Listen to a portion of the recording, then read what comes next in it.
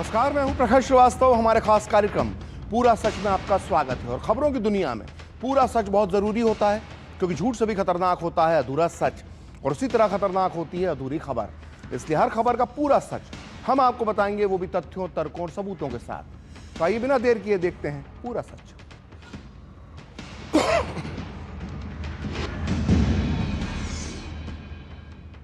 तो देश के करोड़ों होनहार छात्रों के भविष्य से खिलवाड़ करने वाले पेपर लीक माफिया पर अब तक का सबसे बड़ा और सबसे सख्त प्रहार होने जा रहा है। एक तरफ मोदी सरकार एक्शन में है और वो नकल माफिया की रीढ़ तोड़ने के लिए एक कड़ा कानून संसद में ला चुकी है।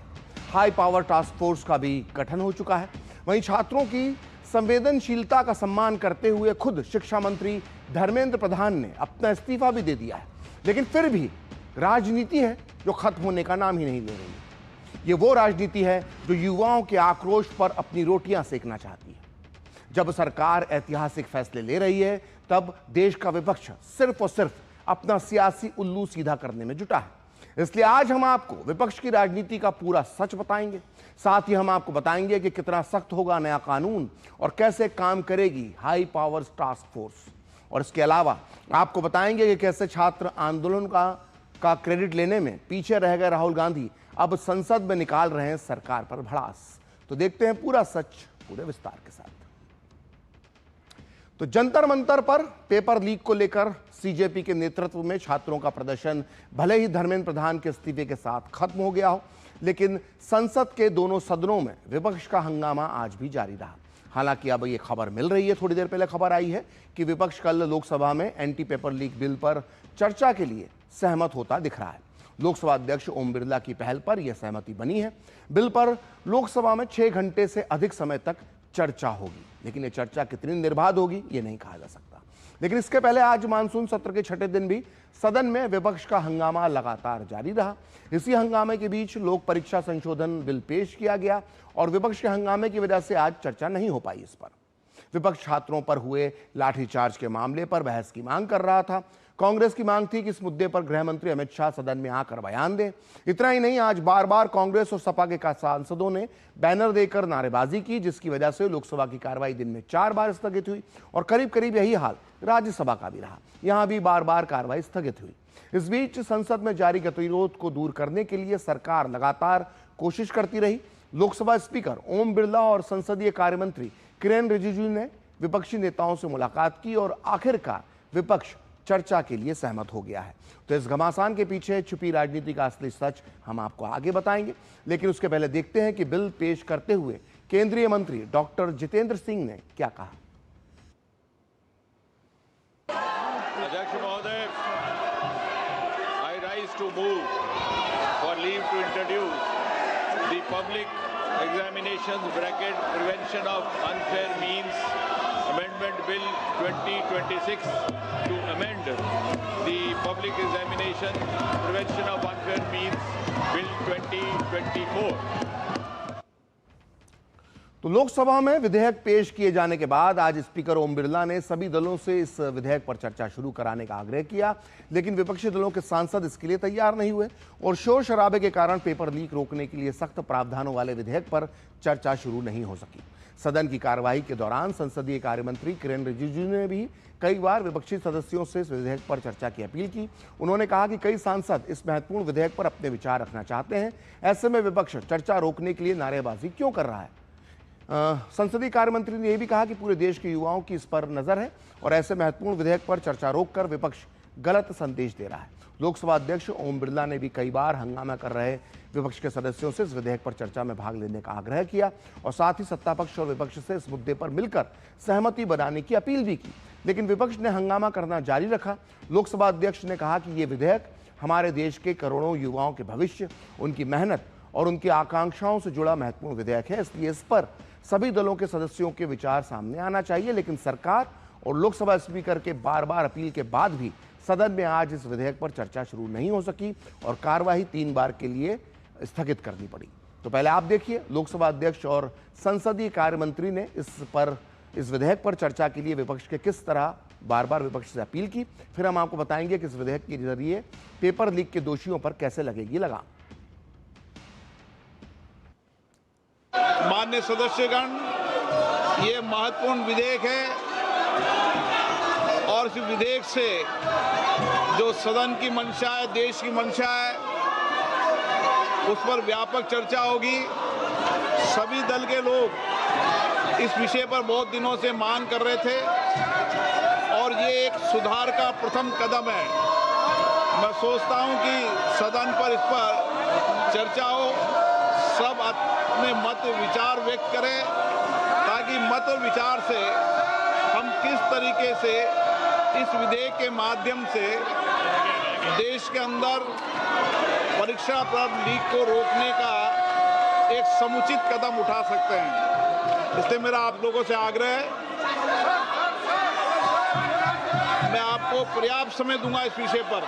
आपने आश्वासन भी दिया कि पर्याप्त समय देंगे, तो फिर यह चर्चा को रोकने के लिए ये नारेबाजी क्यों कर रहे हैं, मुझे ये समझ में नहीं आ रहे हैं। ये तो युवाओं का पूरा इस पर नजर है और इतना important bill, public examination prevention of unfair means जैसे बिल को चर्चा के लिए रोकना, ये बहुत गलत मैसेज भेज रहा है। मैं कांग्रेस पार्टी को फिर से रिक्वेस्ट करता हूँ, अपने साथियों को समझाइए और बिल पे हम चर्चा शुरू करें। स्पीकर साहब ने जो टाइम तय करेगा, हम लोग सब मंजूर है। तो पेपर लीक माफिया और नकल गिरोहों के खिलाफ अब जंग आर पार की। सरकार के इस नए कानून के तेवर इतने सख्त हैं कि युवाओं के भविष्य से खिलवाड़ करने वालों की अब रूह कांप जाएगी। 10 साल की जेल, 10 करोड़ तक का जुर्माना और परीक्षा रद्द होने पर पूरा खर्च भी पेपर माफियाओं की जेब से वसूला जाएगा। यानी संदेश साफ है, युवाओं के सपनों से खिलवाड़ माना जाएगा अब सबसे बड़ा अपराध। तो आइए आपको बताते हैं कि परीक्षा संशोधन बिल को किस तरह से कठोर बनाया गया है। तो पेपर लीक पर अब 10 साल तक की जेल हो सकती है। सबसे बड़ा बदलाव सजा में किया गया है। संगठित तरीके से पेपर लीक कराने या नकल गिरोह चलाने वालों को अब अधिकतम 10 साल तक की जेल हो सकती है। पहले यह सजा 5 साल तक थी और सरकार का मानना है कि ऐसे मामलों के पीछे संगठित गिरोह काम करते हैं, इसीलिए कड़ी सजा बहुत जरूरी है। अब जुर्माना जो है वो बढ़कर 10 करोड़ रुपए तक का लग सकता है। बिल में आर्थिक सजा भी काफी बढ़ाई गई है, जैसा हमने बताया। अब दोषियों पर अधिकतम 10 करोड़ रुपए तक का जुर्माना लगाया जा सकेगा। इसके अलावा यदि पेपर लीक के कारण परीक्षा दोबारा करानी पड़ी तो उसका खर्च भी दोषियों से ही वसूला जा सकेगा। इसके अलावा परीक्षा करवाने वाली सभी एजेंसियों पर लगा। यदि परीक्षा कराने वाली एजेंसी, सर्विस प्रोवाइडर, तकनीकी कंपनी या कोई अधिकारी लापरवाही या मिलीभगत का दोषी पाया जाता है तो उसके खिलाफ भी एक्शन होगा। जिम्मेदार अधिकारियों को 5 साल तक की सजा हो सकती है।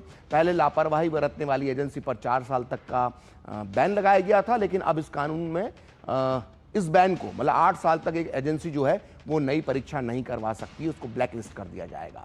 और जिम्मेदार पाए जाने पर एजेंसी पर भी 5 करोड़ रुपए का जुर्माना लगाया जाएगा। इसके अलावा डिजिटल और एआई से होने वाली नकल भी अपराध मानी जाएगी। अब केवल प्रश्न पत्र लीक ही नहीं बल्कि एआई की मदद से नकल, परीक्षा प्रणाली की हैकिंग, ऑनलाइन पेपर भेजना और साइबर धोखाधड़ी भी इस कानून के दायरे में आएगी। इसके अलावा फास्ट ट्रैक कोर्ट में होगी तेज सुनवाई। ये पीएम मोदी पहले ही बोल चुके थे। बिल में फास्ट ट्रैक अदालतों के गठन और पेपर लीक मामलों की जल्द सुनवाई का प्रावधान किया गया है। चार्जशीट दाखिल होने के 3 महीने के अंदर मुकदमे का निपटारा करना होगा। वहीं स्पेशल पब्लिक प्रोसिक्यूटर की नियुक्ति होगी और फैसले के खिलाफ हाई कोर्ट की डिवीजन बेंच में ही अपील करनी होगी। सरकार का मकसद है कि पेपर लीक के मामलों का जल्द निपटारा हो और दोषियों को समय पर सजा मिले। इसके अलावा विशेष जांच दल यानी एसटीएफ का गठन, गंभीर और बड़े पैमाने पर हुए पेपर लीक मामलों की तह तक पहुंचने के लिए संशोधित बिल में राज्य और केंद्र स्तर पर स्पेशल टास्क फोर्स यानी एसटीएफ का प्रावधान किया गया है। जांच एजेंसी के लिए 2 महीने के अंदर जांच पूरी करना अनिवार्य होगा ताकि सबूतों से, साक्ष्यों से छेड़छाड़ ना की जा सके। तो आपने देखा कितना महत्वपूर्ण विधेयक है, लेकिन विपक्ष आज लगातार इस पर बहस करने से भागता हुआ नजर आया। हालांकि आपको फिर बता दें कि लोकसभा अध्यक्ष ओम बिरला की पहल पर विपक्ष अब लोकसभा में एंटी पेपर लीक बिल पर चर्चा के लिए सहमत हो गया है। लेकिन इसके पहले आज संसदीय कार्य मंत्री किरण रिजिजू ने राज्यसभा में भी पहुंचे वो और विपक्षी सदस्यों से हंगामा नहीं करने की अपील की। उन्होंने कहा कि सरकार ने कल और आज सुबह भी कांग्रेस से अपील की, लेकिन फिर भी वो सहयोग करने को तैयार नहीं हुए। उन्होंने कांग्रेस पर पलटवार करते हुए कहा कि संसद के बाहर कांग्रेस के सदस्य दावा करते हैं कि उन्हें संसद में बोलने नहीं दिया जा रहा, लेकिन यहां उनसे चर्चा में भाग लेने का ईमानदारी से अनुरोध किया जा रहा है, लेकिन वो ऐसा करने से इनकार कर रहे हैं। आप भी सुनिए राज्यसभा में संसदीय कार्य मंत्री किरेन रिजिजू ने क्या कहा। बाहर में कांग्रेस वाला बताते हैं कि पार्लियामेंट में बोलने नहीं देते हैं और यहाँ हम हाथ जोड़ जोड़ के कहते हैं कि आप बोलिए, बोलते नहीं हैं। ये कौन सा तरीका है? आपको बोलने के लिए हम हाथ जोड़ करके निवेदन कर रहा है और आप हाउस चलने नहीं देते हैं। मैं खड़गे जी आपसे फिर से विनती करता हूँ, इतना सीनियर लीडर है आपका ये कांग्रेस का एमपी और कुछ लोग जो हरकत कर रहे हैं, समझाइए, ऐसा मत कीजिए। देश के युवा देख रहे हैं, ये बिल पे चर्चा सब सुनना चाहते हैं। हमारा लोकसभा में भी ऑलरेडी हम लोगों ने सूची भी दे दिया है कौन कौन बोलेंगे, वहां भी आपका कांग्रेस वाला उत्पात मचा रहे हैं, ठीक नहीं है। और मैं फिर से अनुरोध करता हूं, आप इस तरह से व्यवहार करेंगे तो आपको मुकदमा पड़ेगा। अभी युवा लोग को हमने आश्वासन दिया कि हम चर्चा करेंगे, प्रधानमंत्री जी ने ऐतिहासिक कदम उठाया और आप यहाँ चर्चा नहीं करने दिया जा रहा है, ये ठीक बात नहीं है, मैं इसका खंडन करता हूँ। तो पेपर लीक रोकने के साथ साथ परीक्षा प्रणाली की खामियों का पुख्ता बंदोबस्त करने के लिए एक टास्क फोर्स भी बनाई गई। इस फोर्स की कमान देश के मशहूर आईटी दिग्गज नंदन नीलेकणी संभालेंगे। इस टास्क फोर्स की घोषणा स्वयं प्रधानमंत्री ने इंस्टाग्राम पर एक वीडियो बनाकर की। आप देखिए पीएम मोदी ने क्या कहा, फिर हम आपको बताएंगे कि इस टास्क फोर्स का क्या है पूरा सच और पूरा एजेंडा। हमारी परीक्षा पद्धति विश्वस्त हो, हमारी परीक्षा पद्धति ट्रांसपेरेंट हो, हमारी परीक्षा पद्धति में सबसे ज्यादा अब टेक्नोलॉजी का उपयोग हो, इन सारी बातों को ध्यान में रखते हुए विश्व प्रसिद्ध टेक्नोलॉजी एक्सपर्ट श्रीमान नंदन नीलेकणी जी के नेतृत्व में एक हाई पावर टास्क फोर्स बनाने का निर्णय किया है, जो एग्जामिनेशन रिफॉर्म की तरफ फोकस करेगा और जल्द से जल्द आने वाली परीक्षाओं की विश्वसनीयता को सुनिश्चित करने का काम इसके रिपोर्ट के आधार पर कर दिया जाएगा। तो इस तरह से पीएम मोदी ने हमारे देश की परीक्षा प्रणाली में बड़े बदलाव करने और बार बार होने वाले पेपर लीक को रोकने के लिए एक हाई पावर टास्क फोर्स बनाने का ऐलान किया है।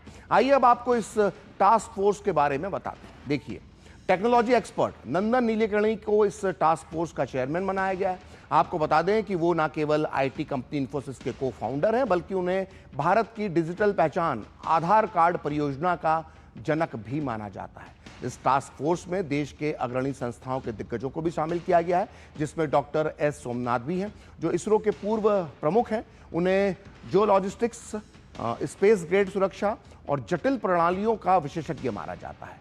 इस टास्क फोर्स में पूर्व आईपीएस अधिकारी तपन डेका को भी रखा गया है, जो खुफिया ब्यूरो यानी आईबी के डायरेक्टर रह चुके हैं। उन्हें सुरक्षा, साइबर थ्रेट और लूप होल से निपटने का एक लंबा अनुभव है। आईआईटी मद्रास के निदेशक प्रोफेसर वी कामकोटी इस समिति के सबसे प्रमुख तकनीकी सदस्यों में से एक है। उन्हें एडवांस साइबर सिक्योरिटी और कंप्यूटर आर्किटेक्चर के जानकार के तौर पर ख्याति हासिल है।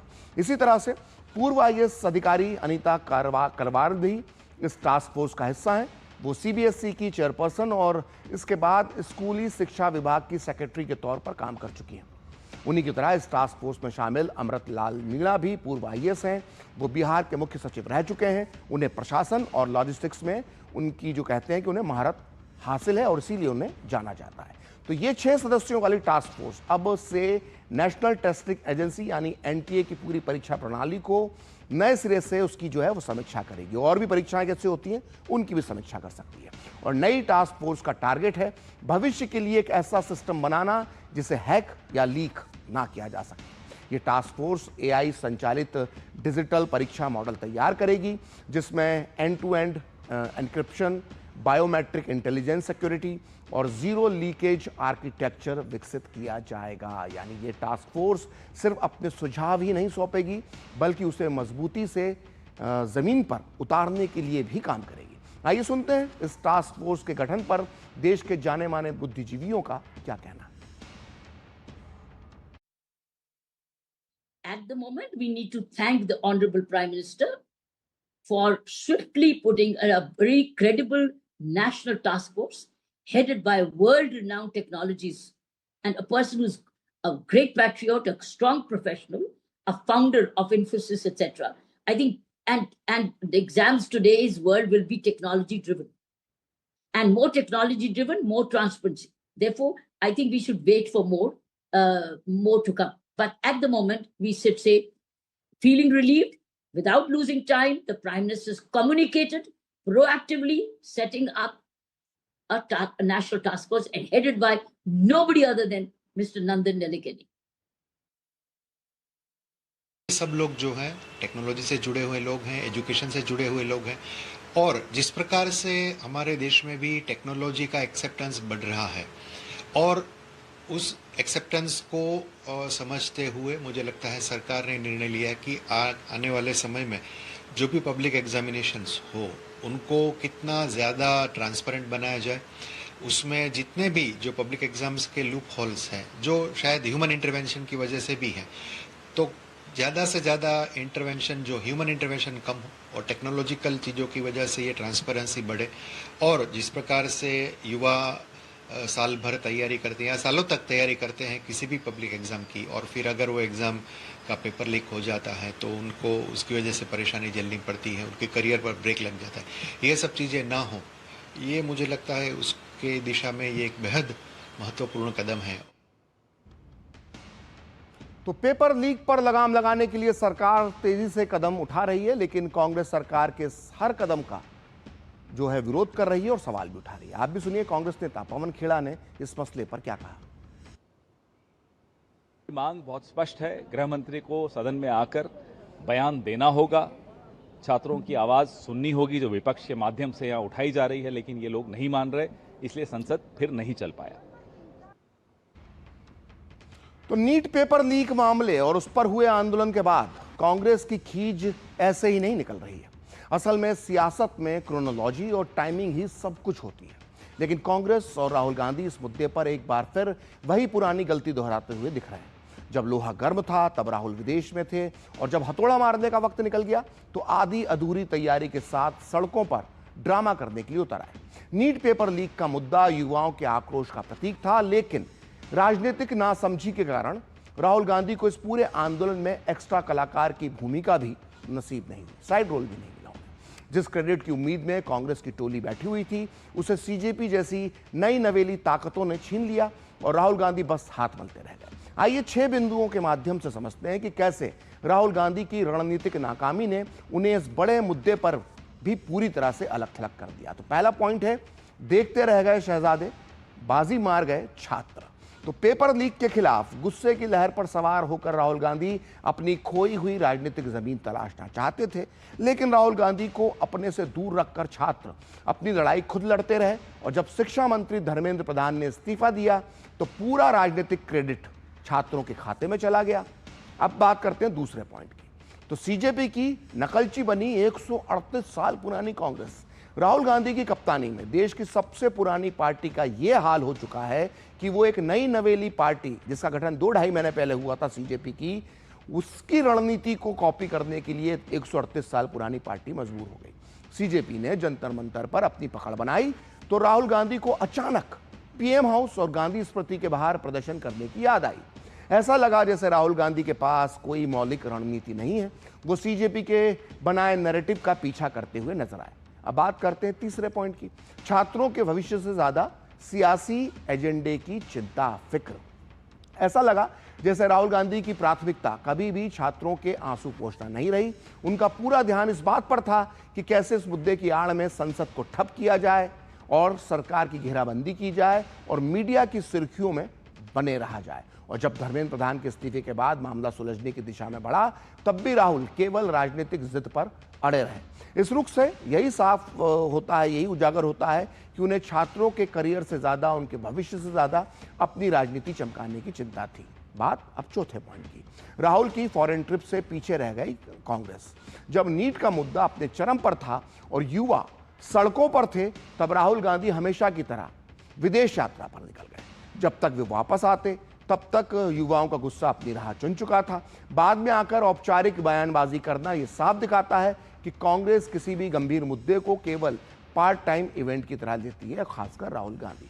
अब बात पांचवें पॉइंट की, इंडी के साथ ही जो है वो आगे निकल गए और राहुल रह गए पीछे।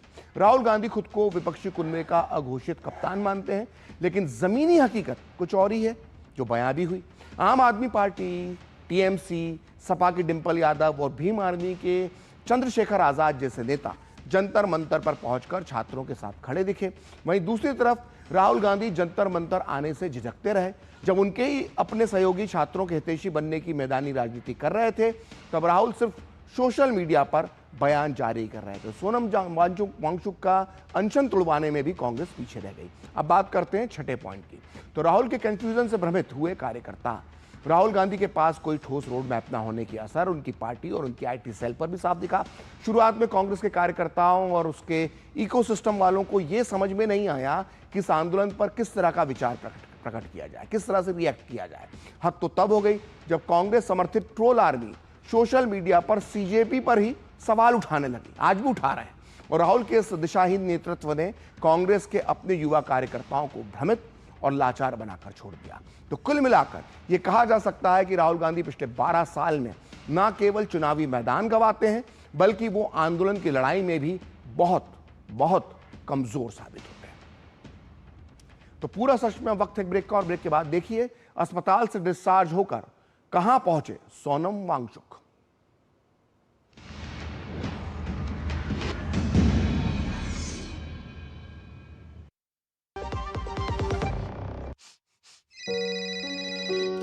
हाँ बोल बेटा करण। क्या? जिंदगी की रोज की दौड़ में हम अक्सर चीजें भूल जाते हैं, अंकल। पर अच्छा लगता है जब कोई आपका ख्याल रखता है, जैसे कि आरबीआई ख्याल रखता है आपके अनक्लेम डिपॉजिट्स का। अनक्लेम डिपॉजिट मतलब? वो बैंक खाते जिसमें 10 साल या उससे अधिक से कोई लेन देन न हुआ हो। ऐसे खाते आरबीआई के डीईए फंड में चले जाते हैं। अपने बैंक के किसी भी शाखा में जाकर अपना केवाईसी अपडेट कराइए और अपना अनक्लेम डिपॉजिट वापस पाए। आरबीआई कहता है जानकार बनिए, सतर्क रहिए। यार कैसे ले पाएंगे घर? नहीं, आज गर्मी बहुत है ना? यस, बहुत ही ज्यादा। पापा, घर खरीदने की planning is not easy. Vini, long term savings का बेस्ट प्लान बताना। LIC protection plus plan. LIC और सेविंग्स? यस, इसमें इंश्योरेंस और फंड्स दोनों में इन्वेस्ट करके गोल्स के हिसाब से सम अश्योर्ड एडजस्ट कर सकते हो। LIC protection plus plan, future insured, growth assured. जरा सोच के देखिए, आपके पास कुछ ऐसा है जो आपकी दुनिया बदल सकता है। जानते हैं क्या? आपका अपना सोना। सोना क्या नहीं कर सकता? सोना आपको अपने सपनों का घर दिला सकता है, आपके बच्चों का भविष्य बना सकता है। सोना आपकी हर इच्छा पूरी कर सकता है। तो भारत की सबसे बड़ी gold loan NBFC Muthoot finance से गोल्ड लोन लीजिए और फिर देखिए सोना क्या नहीं कर सकता। मुथूट फाइनेंस, जहां विश्वास ही परंपरा है। कॉल कीजिए 1-800-313-1212। काम रुकना नहीं चाहिए, पर खुजली रुकनी चाहिए। इसलिए सपर डॉक्टर स्किन लोशन, काम चालू खुजली बंद। 128 सालों से दांत का आखिरी इलाज। गोल्डी छोले मसाले, जहाँ जाए रिश्ते बनाए। गोल्डी लाए हैं फ्रेश लॉक टेक्नोलॉजी, जो रखे मसालों को हर समय फ्रेश।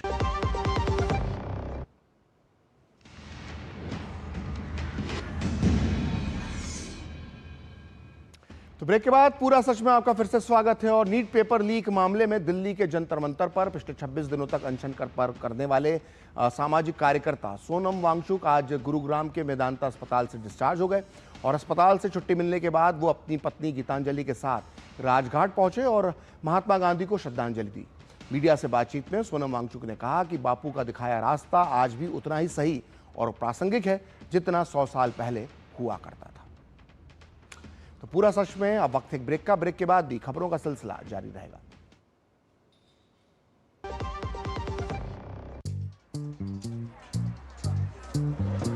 अरे निखिल कहाँ चला गया? इधर ही था। लो आ गया। वहाँ क्यों बैठा था निखिल? बैंक अकाउंट ओपन करने। यहाँ? बिल्कुल।